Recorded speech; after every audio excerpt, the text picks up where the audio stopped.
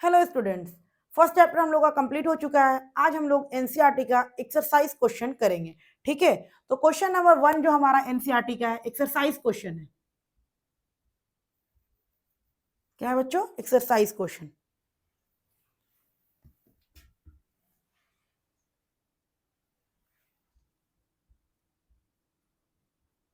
Exercise question करेंगे। इसमें हमारा फर्स्ट क्वेश्चन है बच्चों। फर्स्ट क्वेश्चन में कह रहा है which of the following statement. First question है हमारा विच of the following statement about the reaction, which of the following statement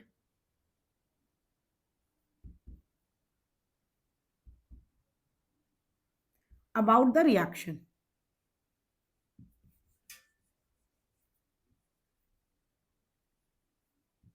about the reaction is incorrect? Incorrect. Question में कह रहा है which of the following about the reaction below are incorrect. Reaction क्या है हमारा? Lead oxide plus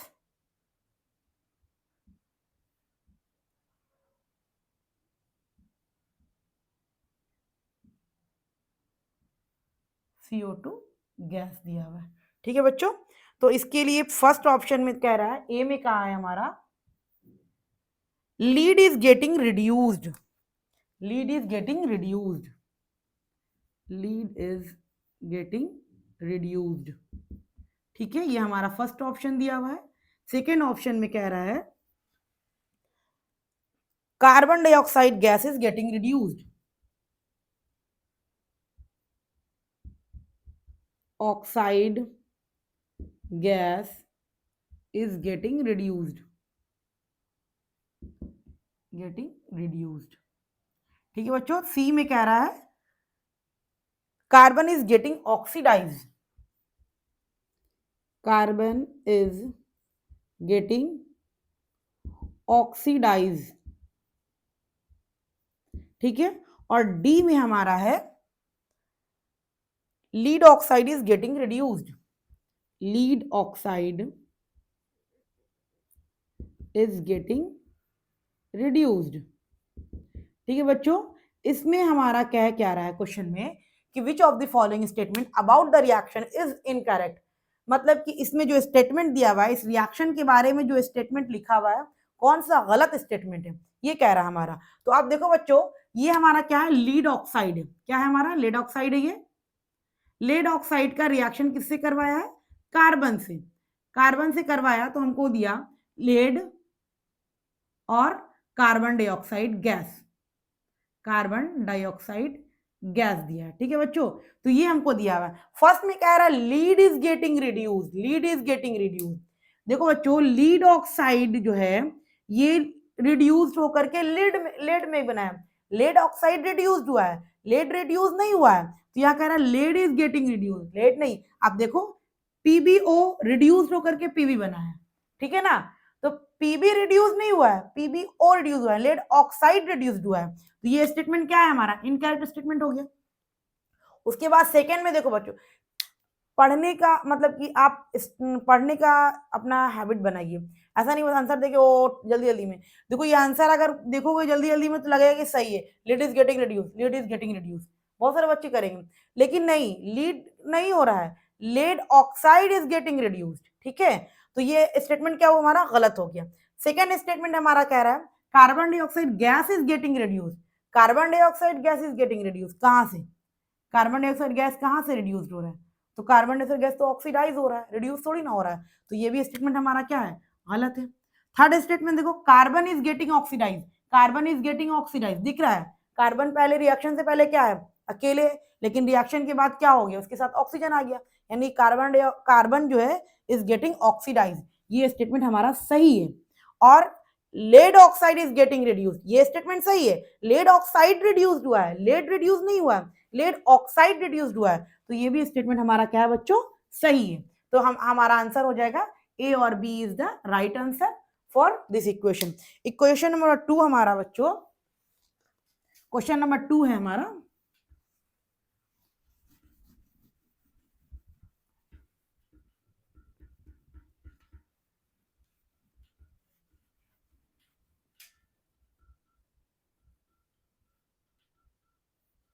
question 2 है हमारा Fe2O3,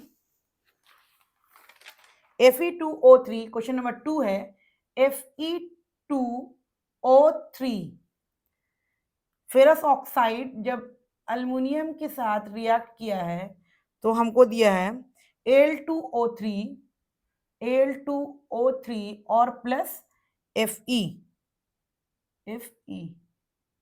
2Fe है, बैलेंस है, बैलेंस दिया हुआ इक्वेशन। पूछ रहा है ये किसका एग्जाम्पल है, कॉम्बिनेशन रिएक्शन का। ये हमको क्या दिया हुआ, इक्वेशन दिया हुआ, ठीक है। और इसमें हमारा पूछ रहा है कि the above reaction is an example of, ये किसका एग्जाम्पल है, कॉम्बिनेशन का है, डबल डिस्प्लेसमेंट का है, डिकम्पोजिशन का है, या डिस्प्लेसमेंट रिएक्शन का है। बच्चों सबसे पहले आपको जानना है कि कॉम्बिनेशन रिएक्शन क्या होता है। दो इक्वेशन दो रिएक्टेंट रिएक्ट कर करके अगर सिंगल प्रोडक्ट देता है तो कॉम्बिनेशन रिएक्शन है। दो रिएक्टेंट तो रिएक्ट किया है लेकिन सिंगल प्रोडक्ट नहीं दिया है, कॉम्बिनेशन रिएक्शन आंसर में नहीं होगा। दूसरा मैंने पढ़ा था डीकम्पोजिशन रिएक्शन, सिंगल रिएक्टेंट टूट करके छोटा छोटा यानी कि डिफरेंट प्रोडक्ट देता है, यानी कि सिंगल रिएक्टेंट डिफरेंट प्रोडक्ट देता है। यहाँ सिंगल रिएक्टेंट भी नहीं है, दो रिएक्टेंट है, ये भी गया। उसके बाद आता है हमारा double displacement reaction. Double displacement में हम लोग पढ़े थे आयंस का एक्सचेंज होता है।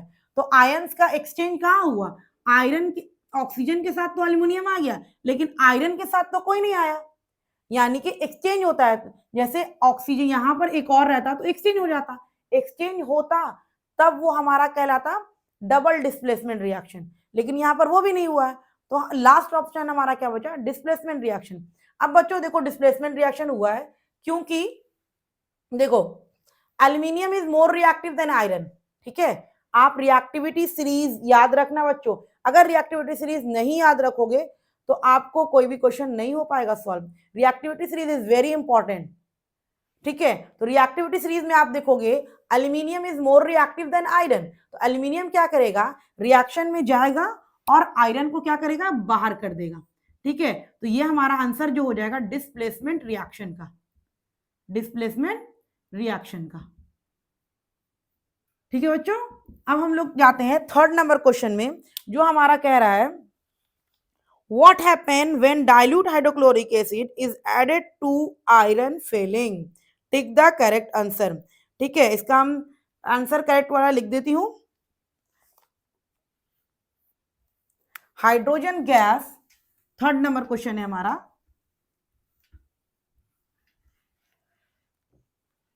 उसका ऑप्शन में ए में दिया हुआ है हाइड्रोजन गैस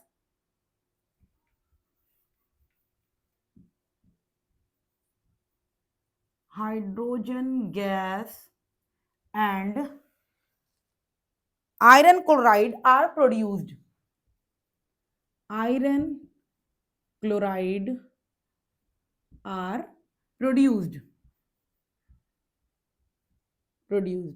बी में ऑप्शन दिया हुआ है chlorine gas and iron hydroxide are produced, chlorine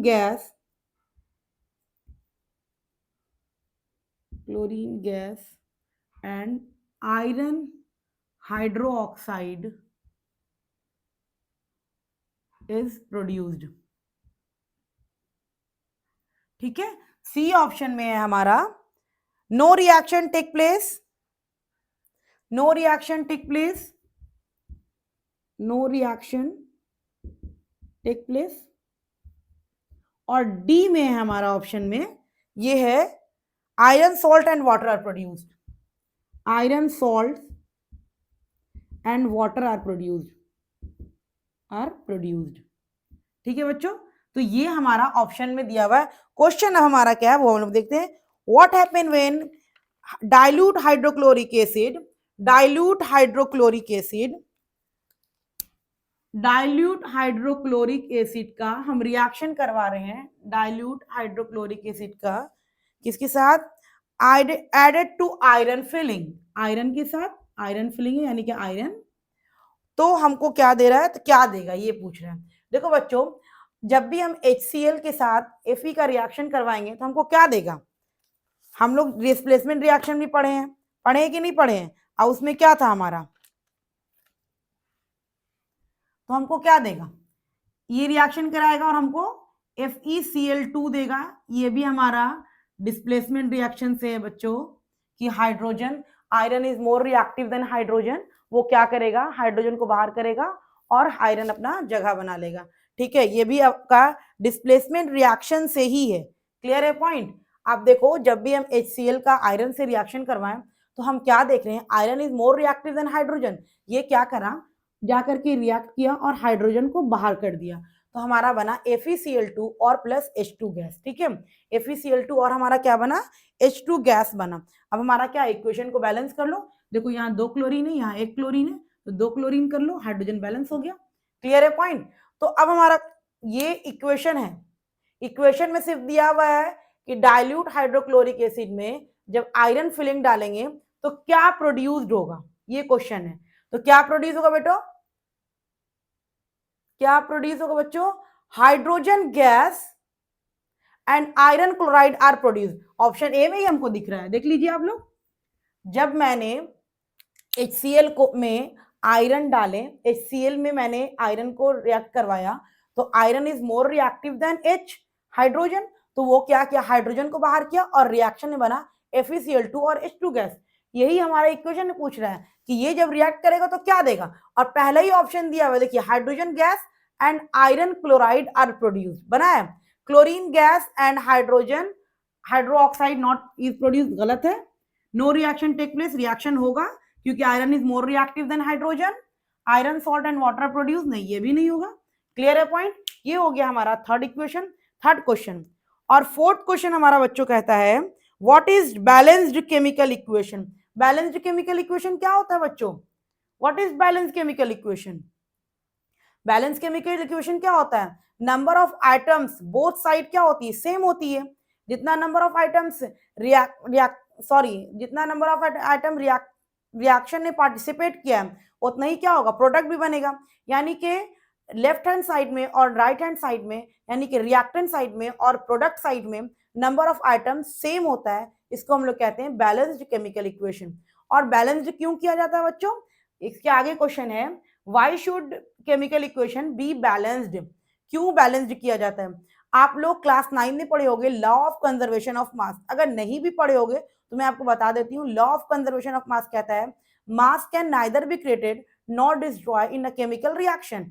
यानी कि जब केमिकल रिएक्शन होगा तो जितना मास उसके साथ लिया गया है रिएक्शन के बाद भी उतना ही रहेगा। यानी कि रिएक्शन से पहले, मान लिया कि रिएक्शन से पहले हम 10 लिए हैं और रिएक्शन के बाद भी हमको 10 ही मिल रहा है, और 10 ही मिलना चाहिए। अगर 10 से कम है, ज्यादा है, तो हम लोग क्या करते हैं, उसको 10 बनाते हैं, इसीलिए ना बैलेंस्ड करते हैं, ताकि law of conservation of mass को हम लोग फॉलो कर सके। लॉ ऑफ कंजर्वेशन ऑफ मास जो है हमारा, वो हमारा डिस्ट्रॉय ना हो। ठीक है, तो लॉ ऑफ कंजर्वेशन ऑफ मास कहता है mass can neither be created not destroy in a chemical reaction. जब केमिकल रिएक्शन होता है तो मास ना ही नया बनता है और ना ही टूटता है, वो सिर्फ क्या आता है, बैलेंस्ड रहता है। जितना आइटम्स रिएक्शन से पहले था उतना ही आइटम्स रिएक्शन के बाद भी रहेगा। बैलेंस केमिकल इक्वेशन हो गया। और क्यों बैलेंस करते हैं, law of conservation of mass को फॉलो करते हैं। Laws of conservation of mass क्या बोलता है, mass can neither be created not destroy in a chemical reaction. ठीक है बच्चों, इसके आगे क्वेश्चन हम लोग नेक्स्ट क्लास में करेंगे। ओके।